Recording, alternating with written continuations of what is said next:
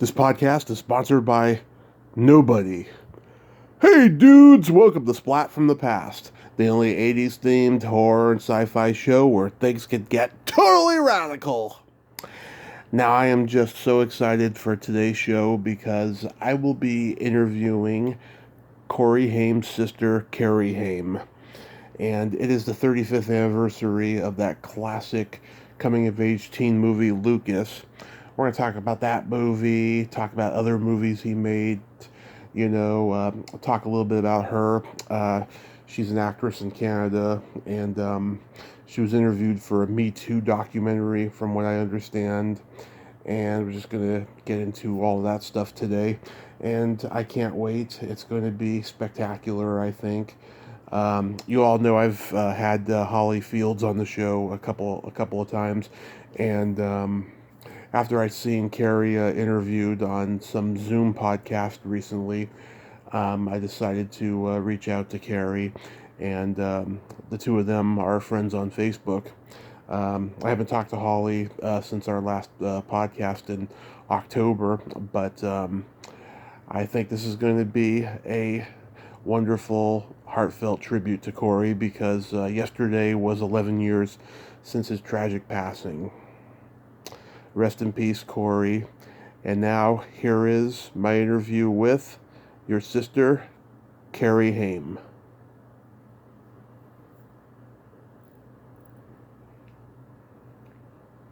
Hey, Cari.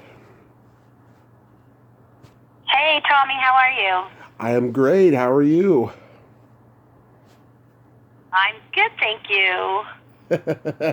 Welcome to the show. This is such a great honor. Thank you for taking the time tonight. Thank you. Yes. It is seriously a pleasure. That's my pleasure. Wonderful. How is life in California? Yeah, that's good. In my town, the weather's up and down. Some days it's raining, some days it's sunny. Today it was sunny. Okay. Yeah, it changes all the time. We're getting like a big thunderstorm here right now. Yeah. Oh yeah. Those are not good. Yeah. Yeah, it's weird. We've had snow and now it's thundering, so weird. Yeah, we had one the other day, as a matter of fact. So, going back in time, Nice. it was you who Yep. originally caught the acting bug, right?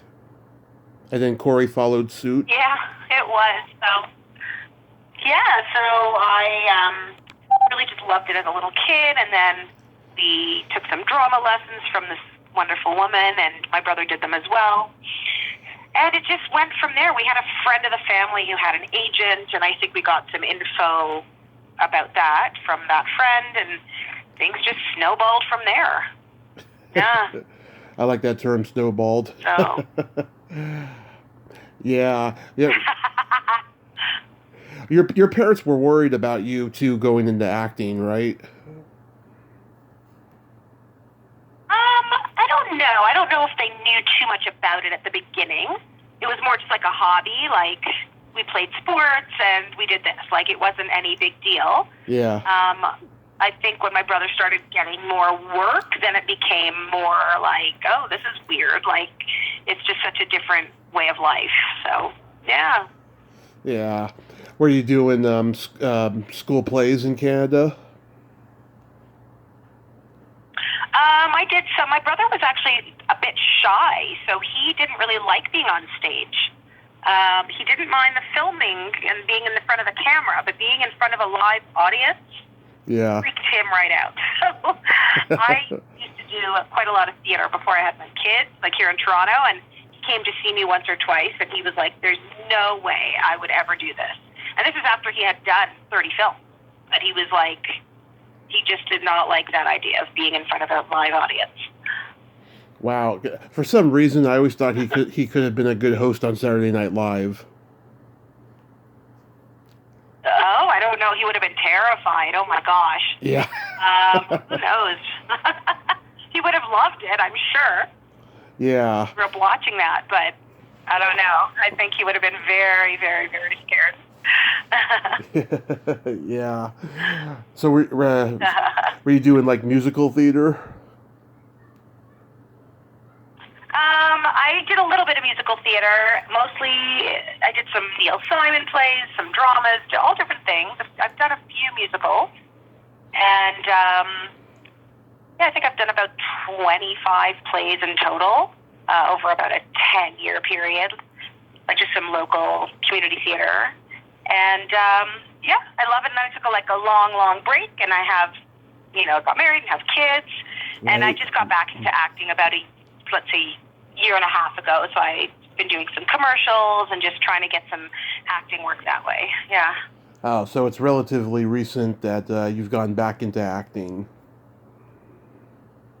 Oh, yeah, very recent. In the past 2 years, I've gotten back into it. So I've done a couple of commercials, which is fun.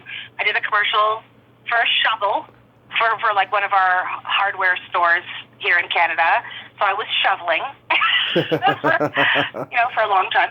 And it aired last year and it aired this year, so that was kind of fun. And I actually just wrote a short film, and I'm going to be shooting the film that I wrote this spring. It's just a little 10-minute short. Nice. And I've never done that before, so that's a new adventure for me. And it's about a mom who wants to be the first gold medalist in competitive napping at the Olympics. Okay. I never heard of competitive napping. Who doesn't love a good nap? Oh yeah, everyone loves a good nap, but competitive napping, I never heard that before. So yeah, is that a Canadian thing? Yeah, it's a mockumentary.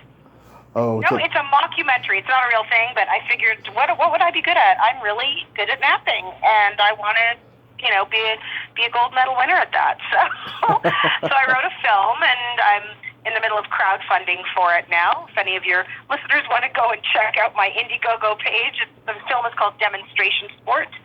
And, I'm hoping to film it in the spring and get it done by the fall of, the next fall, and then put it into film festivals and stuff. So looking forward to it. Should be fun. Nice. I hope that goes well for you. Getting it done and everything. Thank you. Yeah. Yeah.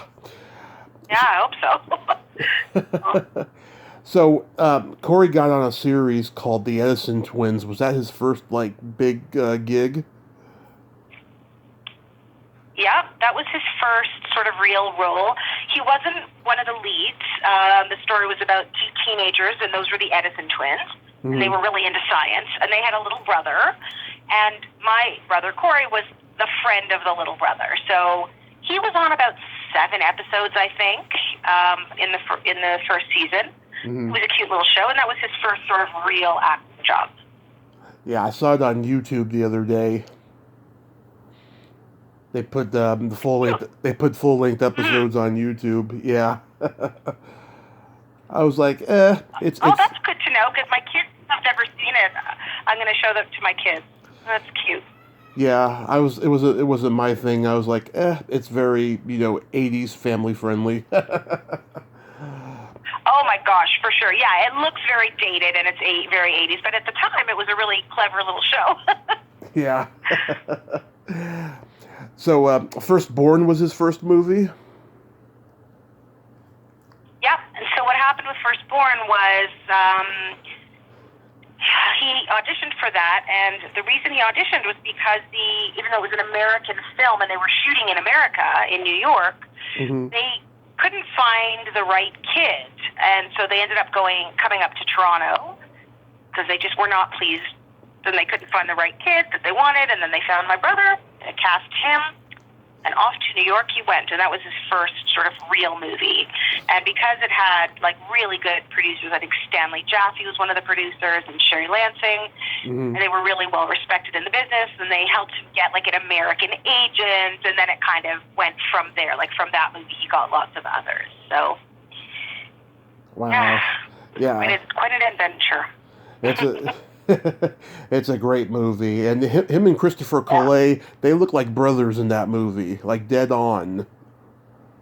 Yeah, they really did. It was really kind of freaky, and yeah, it was. I haven't seen that movie in a long time, but it was really good. I remember it being really good, and we were very big Terry Garr fans, both my brother and I, because we loved Mel Brooks movies, and we had seen her in like Young Frankenstein, and we were very big fans of her. So that the fact that she was going to play the mother was like a big deal for us.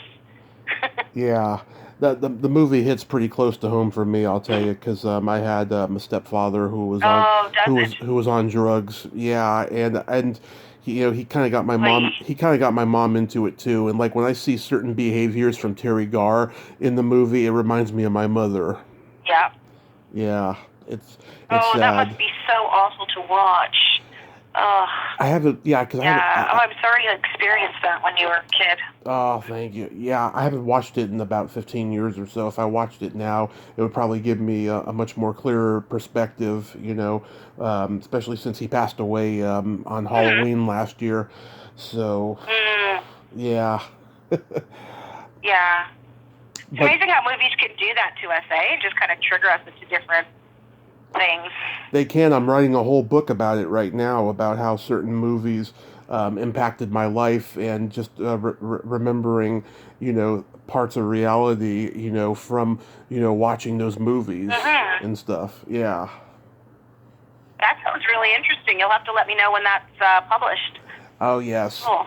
I've been working on it since January, and it's going very well. I can only write it on the weekends because I do so many podcast interviews and research during the week. I just have no time.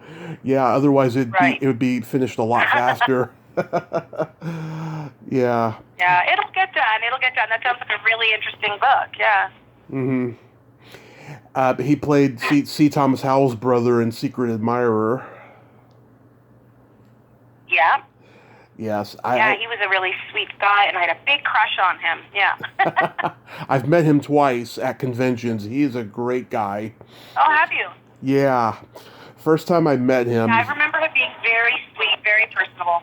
Mm-hmm. Yeah, first time I met him, he was texting his son happy birthday for like, I don't know, it was a long time, like maybe 2 minutes or something, right? And then he looked up at me and he said, "I'm so sorry, I'm just saying happy birthday to my son." And I was like, "Oh, that's okay, I understand," And then we had a good little conversation and took a picture. And then I met him a couple years later at another convention, and that time I got his autograph and a picture with him, so yeah. He's very nice. I haven't seen him in years. I don't even know what he looks like anymore. I'll have to look him up. He's got a gray beard now. Yeah. Oh my gosh. That's hard to imagine. Yeah, it is. I know a friend of mine who had been wanting to meet him since she was a teenager. She made sure that I let her know when that convention was, because she met up with me there to meet him, and it was like one of the biggest thrills of her life. Oh, that's so awesome. It's so cool when you meet people that you've admired for so long, right? Exactly. Oh, yeah. Another one who worked with Corey in that movie was Dee Wallace. She's been on the show a few times, and she told me she thought he was. Cool. Yeah, she told me she thought he was very cute, very sweet, and they both had to endure eating Cheerios with Hershey syrup. I thought that was funny. That's so funny. The things you remember, right? Yeah, she was lovely. Yeah, she still is. And then he did the Stephen King classic Silver Bullet. Yes, that was pretty amazing. I was on the set for quite a lot of that. Yeah. I have a couple of pictures of me. I have a picture of myself with Gary Busey, which is hilarious. And I have a very, very small role in the film, although I don't think it's credited. There's a scene where they're playing badminton in the backyard, and then they have like a little barbecue, and I'm the girl playing badminton with the sister, played by Megan Follows. So I'm sitting there having sort of dinner with them. And he really enjoyed that movie. He loved that wheelchair racy car thing, and he did his first like real stunt climbing out the window. And we were watching him climb out the window without using his legs. Right. Like only using his arms. And my parents were like freaking out a little bit because it was really a real window in a real house. I mean, I'm sure they had like safety whatever things there, but it was a freaky thing to watch. But he did it, and he did a good job at it. So yeah. Now Gary that movie petrifies me. Yeah. Now, Gary Busey, even before he had his accident, he's had a reputation for being difficult and nuts. Was he that way at all on this movie? Well, I don't remember that at all. Like, I was a kid, too. I was, let's say 14 or so. He was very sweet to me and very funny, and I don't remember him being, problematic, but I wouldn't know because I only knew what I knew, and he was very, very sweet and kind to me and to my brother. I know I've heard stories later on about, like, different ways he's behaved on sets, and he's very, like, unpredictable, and he was, how can I say, gregarious, like, really energetic, really gregarious, but very kind. I don't know if that's changed or if just he had some issues later on, but when I knew him for that short time, he was very sweet. Yeah, and I also heard he's got OCD. He won't shake hands with anybody. Yeah. Were you on this? Oh, okay. Were you on the set of Murphy's Romance with Corey? Nope, I was not there. My mom was there with him the whole time. That's one that I was on the set of a few of his films, but I didn't get to Murphy's Romance at all. I just know that he enjoyed, like, the fact that he worked with those actors, like with James Garner, with Sally Field, was like, that was one thing that was, he was really, really proud of that, always. He felt very honored just by working with them. Mm-hmm. That's a good movie, yeah. Sally Field, James Garner, yeah, that is a really great movie. Mm-hmm.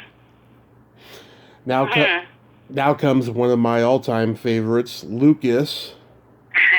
Yeah, mine too.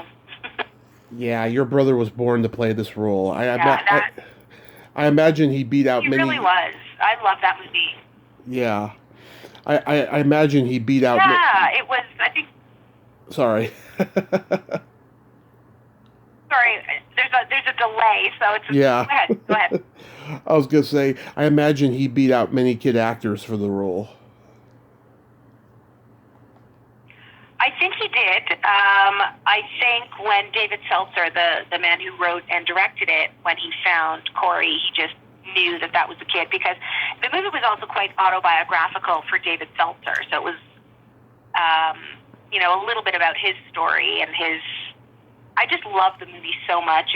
It's so beautifully written, and it's really well cast. When you look at who got cast in that film as their first films, or very early in their careers, it's quite amazing when you see how many people went on to do wonderful things. Yeah, oh my God, all the Chicago young actors like Jeremy Piven, Tom Hodges, Polly Noonan, who I'm going to reach out to soon. Yeah, I think Courtney Thorne-Smith in one of her first roles. Yeah. Yeah. And I'm still in touch with Tom Hodges. He's a really, really sweet, wonderful guy, and I'm not really in touch with anyone else from the movie aside from David Seltzer. Yeah. But Tom and I are friends, so still, a lot of people stayed in touch for many years on that film, and I was there for the entire shoot. So that was really so much fun. David Seltzer, I wouldn't mind talking to him. He wrote The Omen. I'm a big horror guy. Oh, God, I'm such a suck, and I'm not good with horror movies at all. Yeah. He's a good guy, though. You never know. You should reach out to him. Maybe he'll do an interview. I don't know if he's doing that kind of stuff these days, but you never know. Yeah, I'll definitely check it out. He also made Punchline. I did stand-up comedy for 10 years, and, we all used to talk about, that's a way not to do a movie about stand-up is Punchline. But, of course, I would never say that to him. Right. Yeah. No, yeah. Yeah, you never know. I think when you start writing a movie, you hope, you never know how it's... For me, now that I've just written this little tiny short movie, and I've written a pilot, too, but the fact that any movie gets made ever is, such an accomplishment. So I'm just impressed when I see that people get anything done, because there's so many roadblocks. It's a miracle, yeah. It's a miracle these days how films get made. You were in Lucas as well. You had that mint green sweater, and you had the mint green necklace. Yeah, I did. Yeah, there were other scenes that I did, which eventually got cut out. And I think you can hear my voice at one point when they're out at the night scene. I think Lucas is talking to Rena, with Winona Ryder's character. Yeah. And then you hear a voice saying, "Rena, come on, I don't want to go in there by myself." That would be me. So, because there was more to the role originally. But it was a lot of fun. And the funny part I always laugh is in that choir scene, because I was a choir kid. Yeah. I was in choirs when I was a little kid and all through high school. So everyone else in the cast was mouthing the words, because that was a real high school choir that they brought in. But I was actually singing. I felt like I could sing. Oh my God. Yeah. Didn't Corey have a crush on Winona? I don't know. Maybe a little bit of a crush. I don't remember anything. We were all friends. Yeah. I think it was more of a friend thing. They were young, right? They were only 13.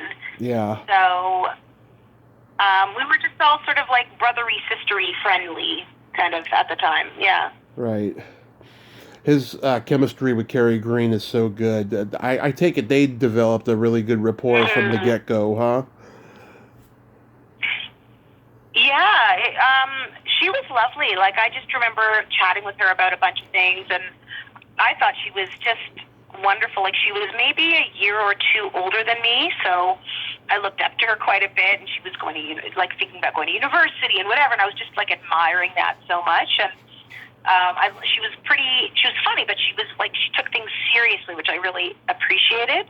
Mm-hmm. And just a very, like, a genuine person, like a really, what you see is what you get kind of thing. Yeah. I know, she was scheduled to be at this horror con in New Jersey to do a Goonies reunion, and until the pandemic got extended, and I wrote to them, asked them, if they could put me in touch with her, because they put me in touch with somebody else last year to interview, and they have I guess they have like new rules now about that or something. I don't know, but I was like, okay, well, I guess I guess if I keep my fingers crossed, I'll eventually get to interview her somehow. So. The pandemic has really messed up so many things, and I just wish it would end already. Yeah. Yeah. Are there any particular scenes in the movie that you really love?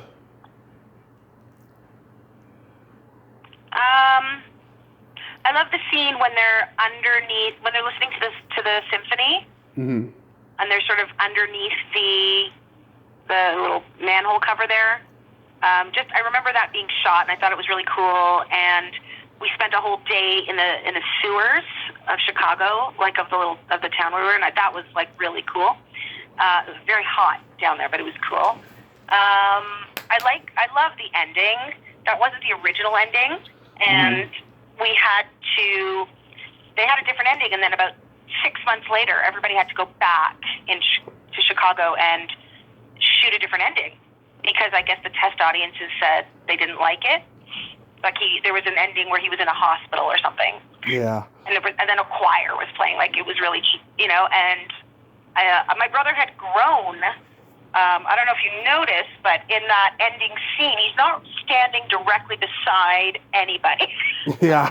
Because in those 6 months, he grew so much that he didn't look like the little kid anymore. So they had to kind of fudge it a little bit with, putting him sort of distant away from everybody. But I just love how it's such a feel-good ending, and I just love the redemption at the end. And I love the whole movie. I love that it's not your typical teen movie, although I loved those at the time, like the John Hughes types of movies. Yep. I really did like those when I was young, but I love that this movie just feels very genuine in a different kind of way. It's a very sort of gentle movie, and I feel like all the characters are they're not caricatures, and you can kind of relate to everybody. I just really think it's so well done.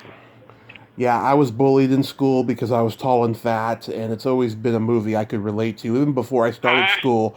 Because my brother, he taped it off of HBO, like when the movie first aired in like March of 1987, and Mhm. I just have always liked the movie. You know, I love the classic locker room rub down scene. It's hilarious. Oh, that's brutal. I know. Yeah. I mean, that kind of stuff never happened to me, but it's just funny seeing that kind of stuff, you know, on film, you know. And of Yeah. course, and of course, the football game is hilarious. Just the way he's getting tossed around the huddle. Yeah.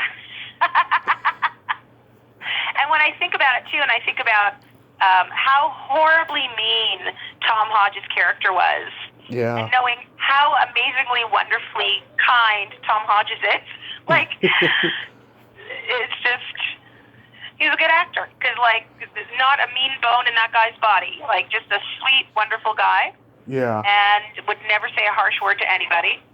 And Yeah. he was what a horrible character, you know? Yeah, about a year later, you know, he did Revenge of the Nerds too, and he's a jock in that who's he's a fraternity jock in that who like doesn't think before he says something, and he's just so hilarious in that. Yeah, he's a good guy.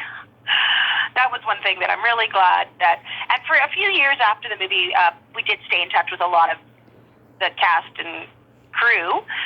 Of course, lost touch as the years went on, but Tom and I stayed in touch, so that's always nice to have friends that you've known for 35 years, you know? It is, it is. I have very little of those, but I do cherish the ones that I do have. You know. Mm-hmm.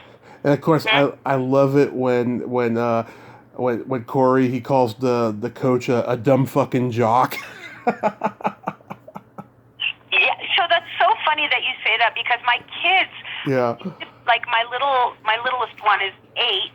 I'm like, it's only because of that scene that I'm not showing them the movie, but I think we're at the point now where they know that these words exist. So, I think my daughter's seen it. She's almost 11, but yeah, I just think it's because there's not that much swearing in the movie. So Yeah. it comes as such a shock when it comes out of his mouth. So I think it's so effective. Well, you should do what my parents used to do. They used to mute the TV whenever they knew a bad word was going to come up. We do that every now and again, but my son is actually very funny when he'll check the ratings on the movie and he'll say, "Oh, I shouldn't watch this. It's PG-13 or whatever." He Yeah. knows, like, he doesn't want to watch it if it's not appropriate for him. So he's at that stage where he wants to follow the rules. But Yeah. soon we'll show him Lucas. I think he'll get a kick out of it. Yeah. Yeah. It's a movie that holds up, and it's a special movie. You know. For sure. Yeah. Now you mentioned before about how yeah you don't like horror, but I mean, did the Lost Boys scare you? Okay, yes, The Lost Boys still scares me. So my funny story about Lost Boys is that, you know, one advantage of having my brother was that I could always read the script Right. because he had the script at home. So I read the script of The Lost Boys, and I'll never forget reading about, you know, in the sort of beginning when Michael, the older brother, starts getting involved with the vampires, and they get the Chinese food, and it's maggots and worms and whatever it is. Classic. I remember Classic. reading that in the script, going, "Oh my." Yeah, I remember reading the script, going, "Oh my God, that's so gross." So I knew it was coming when I finally watched the movie, and I still, to this day, these many years later, have not seen that scene because I know that's when I'm supposed to cover my eyes. Oh my God, I have a friend who's a comedian. Her and her husband do a podcast, and she mentioned that when she was a little girl, she saw a movie where there was like a Chinese food box, and there was like maggots or worms and stuff crawling around. And she's like, she didn't know what the name of it was. And I said, The Lost Boys. You know, I commented on her YouTube video, and she was like, No, no, no, it wasn't The Lost Boys. Uh-huh. I remember that, but it wasn't. It was another horror movie too. And I was like, I can't even think of another one besides The Lost Boys that has that. Wow, I can't think of one either, but Yeah, I saw Yeah. The Lost Boys fairly recently, actually. They were doing a thing here in Toronto called Drunken Cinema. Yeah. Like, I'm not really a drinker, but it sounded fun, and that the film that they were doing that night was Lost Boys. So we got tickets, my husband and I and a couple of friends, and it's hilarious. People get drinks, and they come in the theater, and they give you like a little loot bag, and the little loot bag had things like, it was almost like a Rocky Horror Picture Show type of thing. Like when certain things, when Kiefer Sutherland's character says Michael, everybody was supposed to go ooh or something like that. All these little things you were supposed to do at different parts of the movie. So it was a good time. It was fun, and that movie's so classic. Like it's just, there's so many scenes in it that you just look and go, yep, it's so 80s. It's so of its time. Right. But holds up, you know? Exactly. You know, I'll tell you, like I said, I go to horror cons, and this movie is loved and revered at almost every con I go to. There's always, heads of like the vampires, in the makeup artists, things, their displays and all that stuff, and just there's posters all over the place. It's a loved movie, and I met Jason Patrick 2 years ago at a convention, and he was very nice, I thought. Cool. That's awesome. Yeah, like I remember everybody being very friendly and very nice. I was only on the set of that one for a short time. Yeah. And I remember like the cave, and we were in like in Santa, I want to say Clarita, but I don't know if that's it. Like wherever the town was, that's where I was. And a little bit on the set at the studio. I wasn't there for very long, so I don't have too many memories of it. Yeah, Santa Cruz. Yeah, I'm from the Bay Area, and I used to go up to Santa Cruz all the time. Santa Cruz, that's what it was. Yep. Yeah. Mm-hmm. I love Santa Cruz. Diane Wiest, who plays the mother in the movie. I just saw her in that movie that just came out that's causing a lot of controversy. I Care a Lot. And I cannot believe how much she hasn't aged. She looks exactly like she did in The Lost Boys. Yeah. She is one of my all-time favorite actors. Yes. And I got to meet her very briefly. Like, she'd never remember me, but it was like a big thrill for me because I just admire her as an actor so much. I think she's crazy talented. Yeah. And, lucky that my brother got to work with her. Mm-hmm. Absolutely. Yeah, people I know to this day still quote Corey's line, "My own brother's a shit-sucking vampire. Wait till Mom gets home. You're in trouble, buddy." Best line of the movie, aside from the bathtub scene. Oh, I used to sing that song in karaoke all the time. That's hilarious. Oh yeah, I used to do the voices and everything. Yeah, those are great. Those are great, those scenes. Yeah. But next to Lucas, I think that License to Drive is my other favorite movie from Corey. I think that he really reached Michael J. Fox level of talent in this movie. Well, that is a big honor to say because we were both very big Michael J. Fox fans. Another Canadian.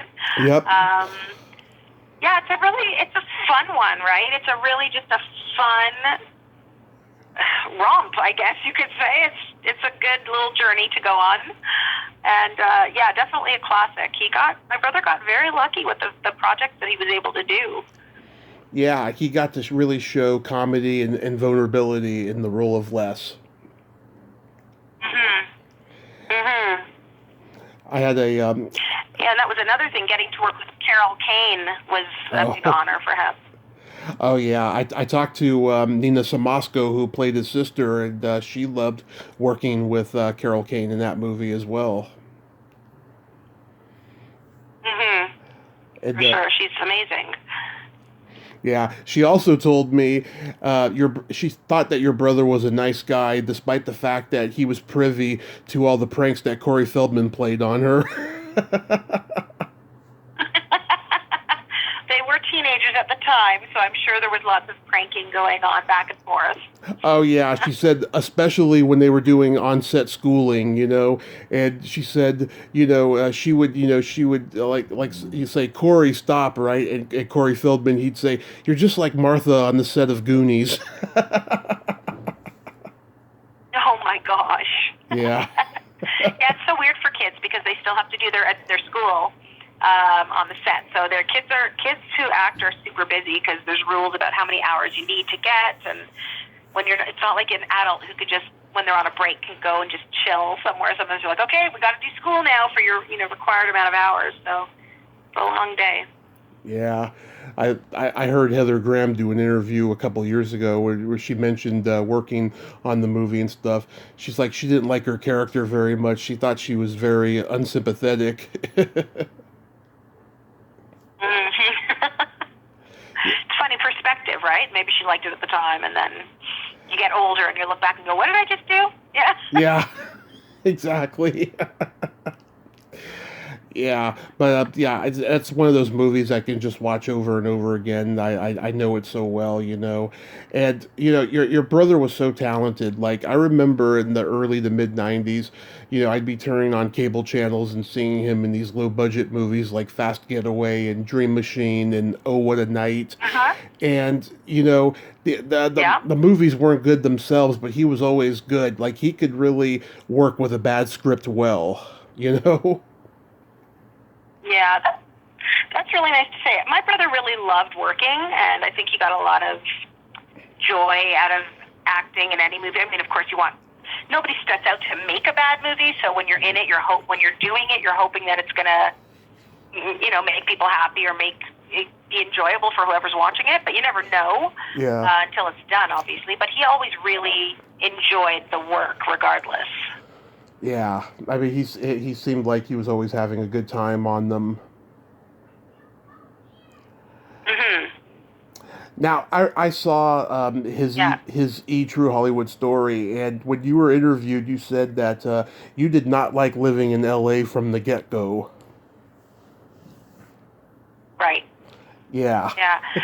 Well, it was the time of my life. I mean, I was in my last year of high school when my family decided to move down to LA because basically we were here in Toronto, but there was a lot of travel back and forth, and eventually it was decided, let's just go. And I went down for the summer, but then decided that I wanted to come back. I wanted to finish high school here in Canada. I didn't want to move, in my last year. You know how it is when you're a kid, you don't want to leave your friends and all that kind of thing. Right. So I was able to come back and finish my last year of high school here, but I would go down to LA and visit, so a couple times, 3-4 times a year. Yeah. I mean, that's probably a good thing that you went back to Canada, because I can imagine that Corey mania was so crazy in Hollywood. I'm sure people wanted to talk to you just because of your brother, right? Yeah, sometimes it happened here too when he would come back here, and sometimes we'd want to go to touristy places that we grew up at. Like we have a science center here in Toronto that he loved, and I remember once there was a school group or something, and we had to run out of the place because it was being followed, and he was getting a little freaked out because there was not just one or two people; it was crowds of people, and it was a bit scary. So.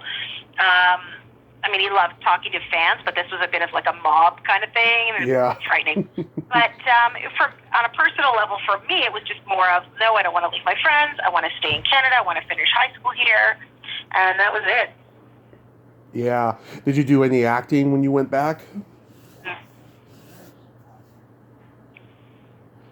When I went back to Canada? When you went back to Canada, yeah. Hello? Yeah, when you went back to Canada. Oh. Sorry, no, I didn't do any when I came back here because I was so focused on school. I auditioned for a bunch of things when I was in California before I came back. I got cast in a couple of shows, but was unable to do them because I was Canadian and didn't have working permits.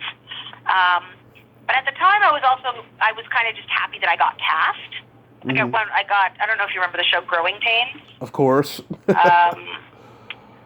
Yeah, so I got cast as a friend of the sister, and I got to go to work for a couple of days on the set, which was really fun.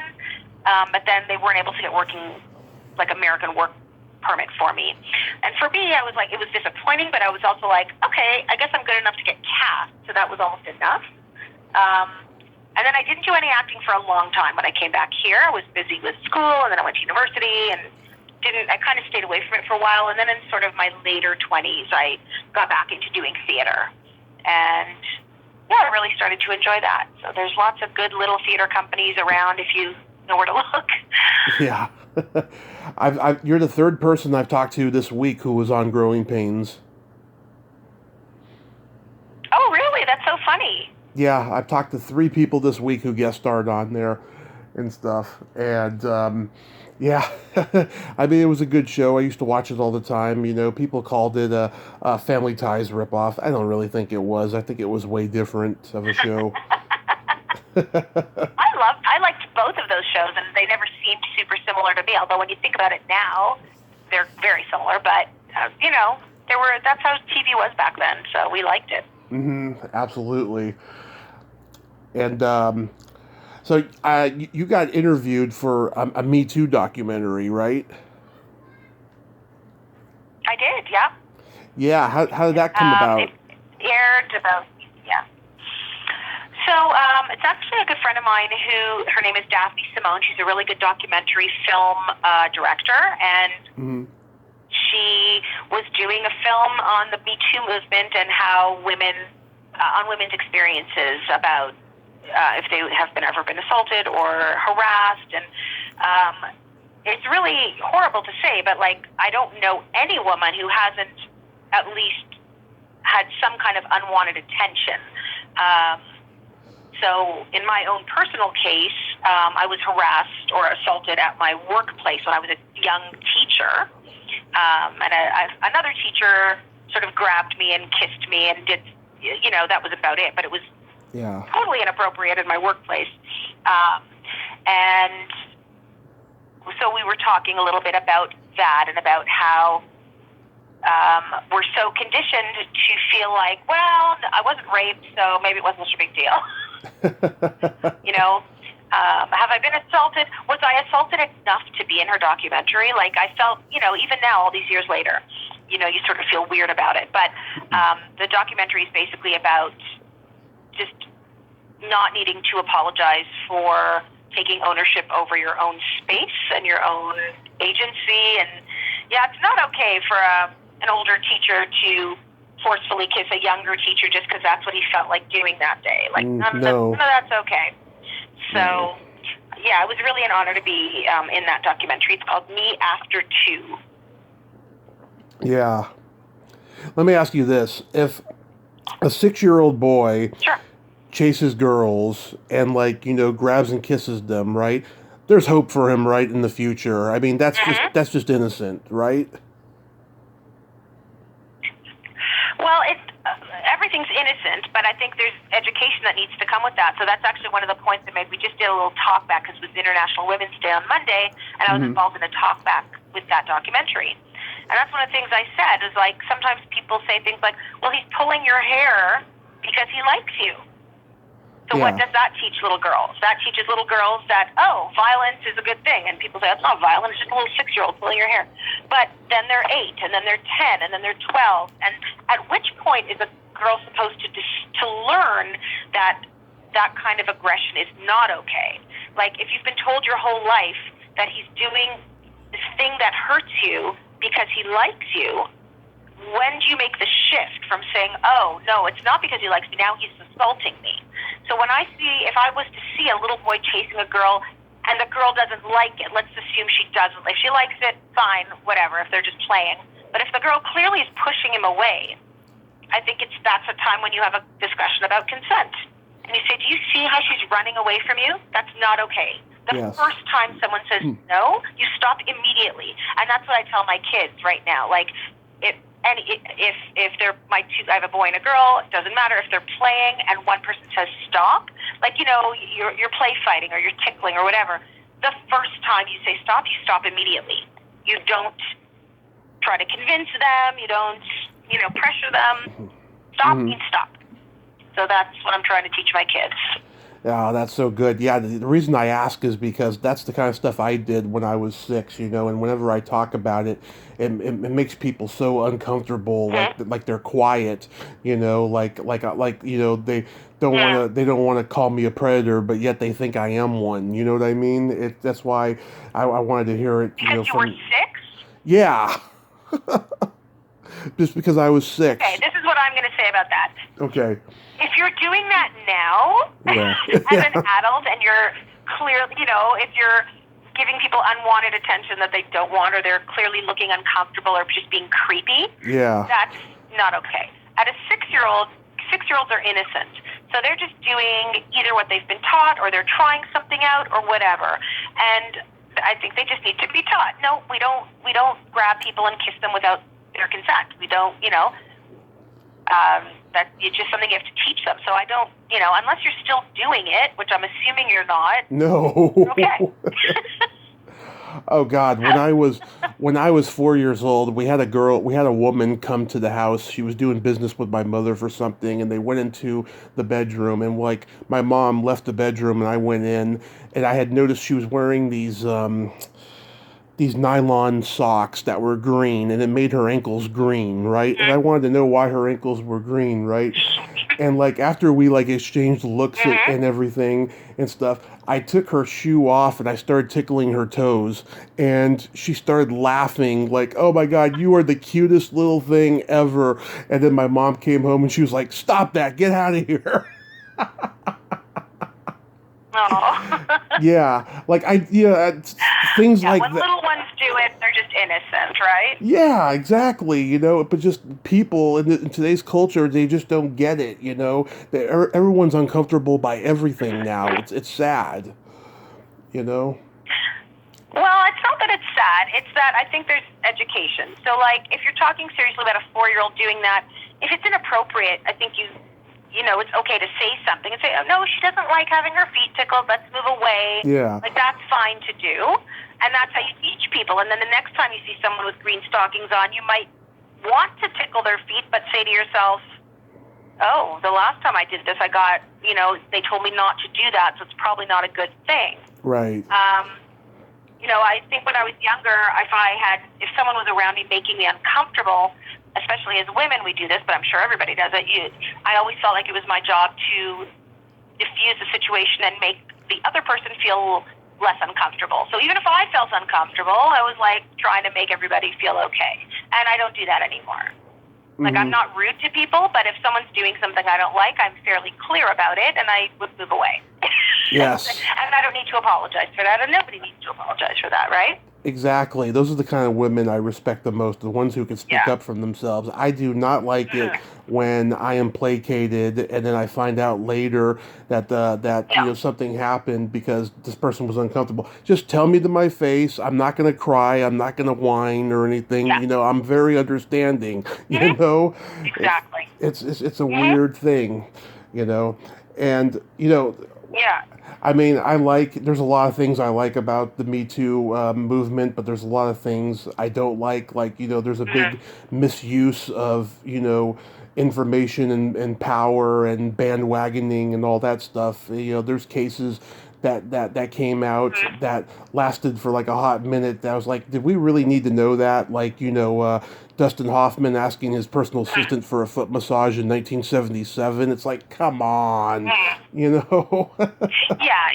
I mean, kind of retroactive consent is a bit problematic. Like, Yeah. especially if it's so many years ago. If someone's feeling pressured into something and there's a power imbalance, I think that's very problematic.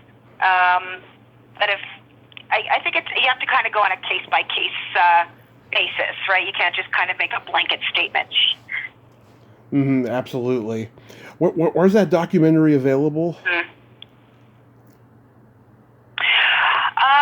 There is a YouTube link that I can send you.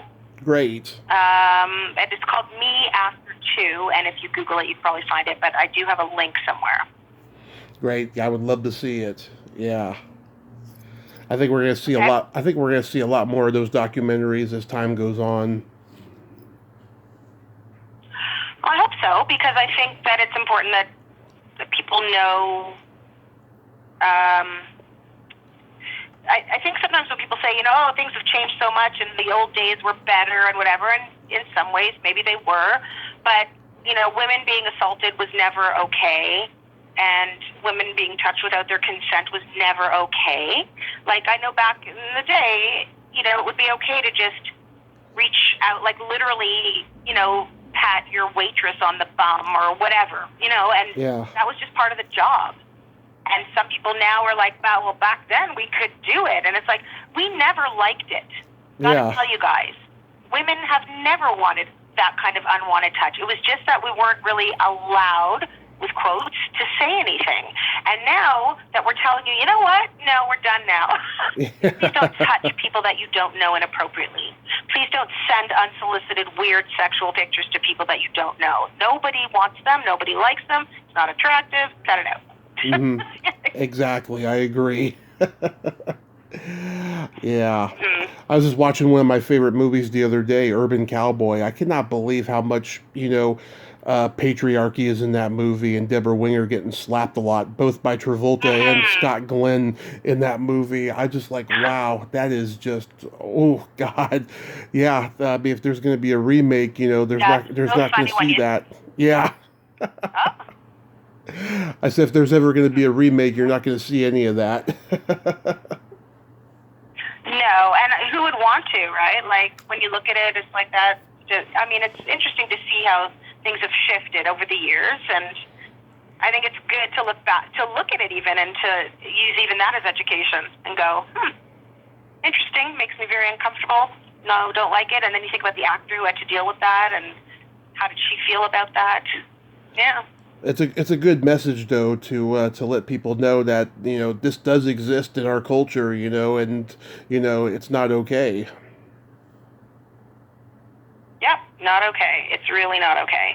And I think if people are just honest with each other, then that's great. And if I got people have been like messaging me on like Instagram and stuff.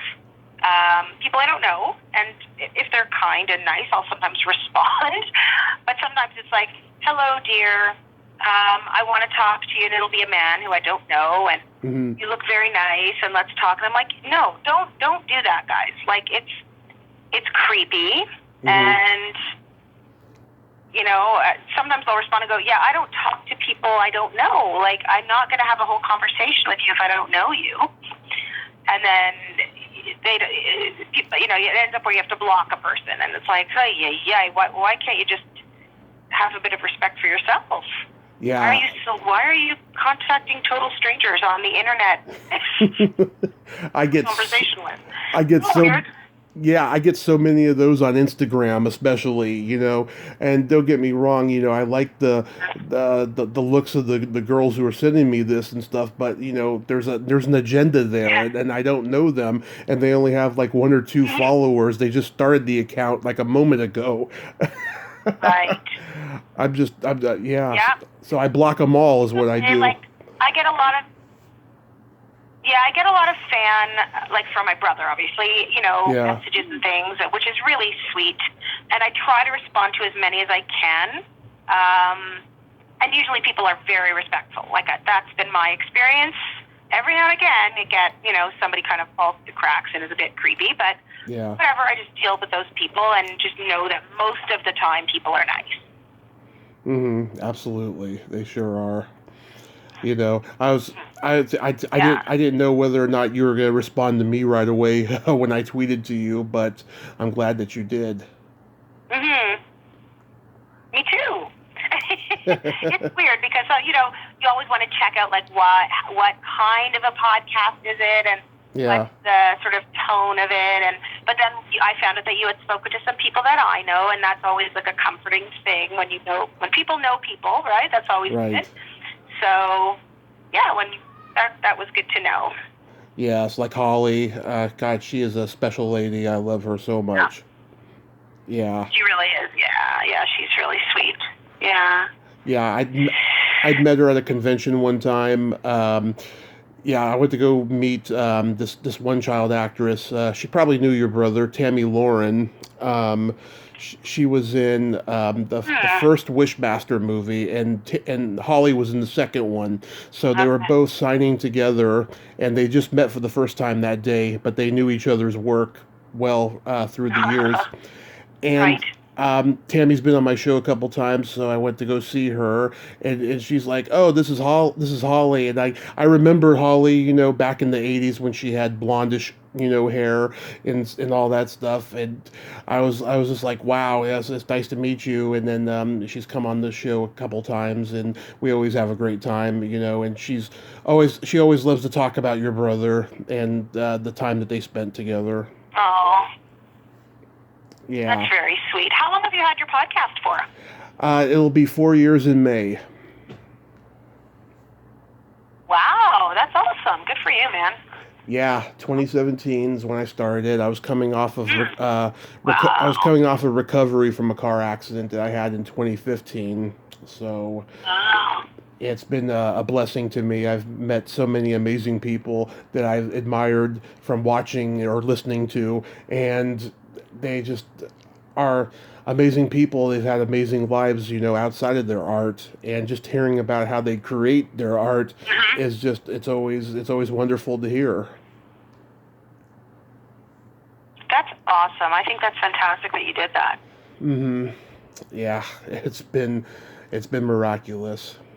But I wanted to bring up Great. yesterday. Yesterday too was 11 years since that tragedy Hmm. of losing Corey. I'm sure Yeah. it was very hard Yeah. yesterday. Was it? Um, yeah, it's, you're just kind of thinking and taking stock and really realizing how long 11 years is. And it's a long time to not see someone. Um, so we spend a bit more time thinking about him, and I tend to mention it to my kids a little bit more. My kids never met him, so and then we were able to see my mom in the evening and have some dinner with her with the kids. So that was nice, so she could have some company. And yeah, it's just a day when we think about. I mean, we're always thinking about him, but we think about him a little bit more on the anniversary days and on his birthday and stuff like that. Hmm. Um, yeah, just 11 years is a long time. So it seems pretty amazing how long it's been. His birthday's 2 days after my brother's, and my brother's 2 years younger than him. Ah, Yeah. okay. Have you ever thought about writing a? What's funny Oh, is go my ahead. brother and Oh, go ahead. go ahead.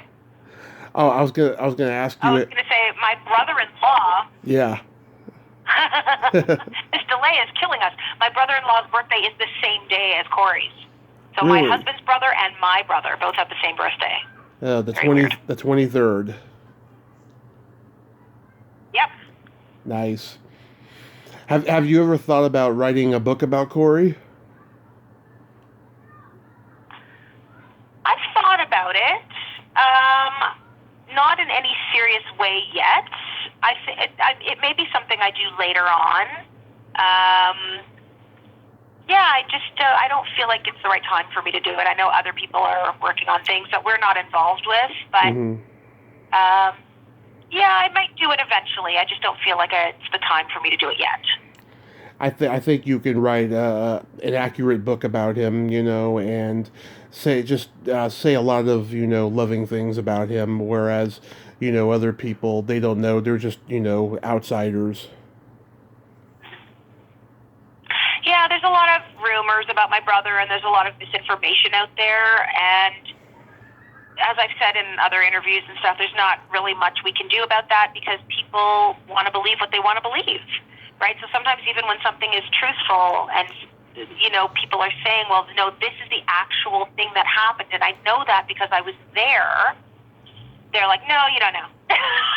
Which is mind-boggling to me because not only was I there, they were not there. They might not have even been born when these stories were being told or whatever. They were just nowhere near, and they choose to believe something else. It's maybe what they want to believe is a better story, and it's a more interesting story. And sometimes people want to feel like they're on the inside and they know stuff that other people don't know, and that makes Yeah. it more interesting.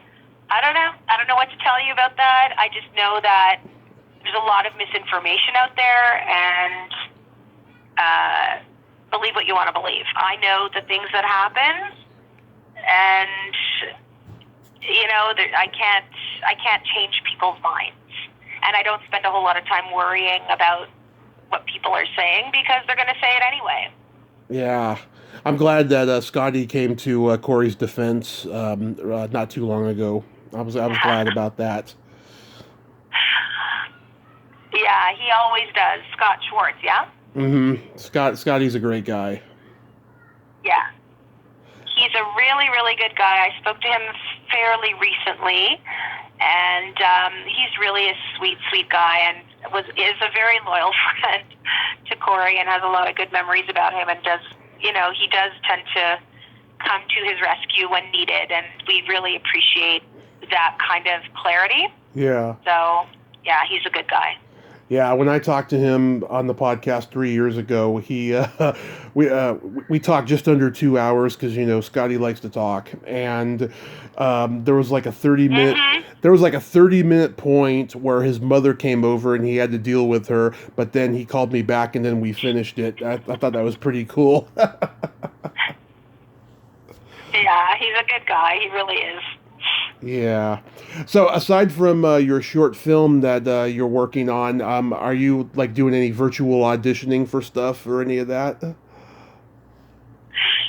Yeah, a little bit here and there. I had 2 auditions last week. Of course, all self-taped with my, doing everything at home, which I'm getting used to.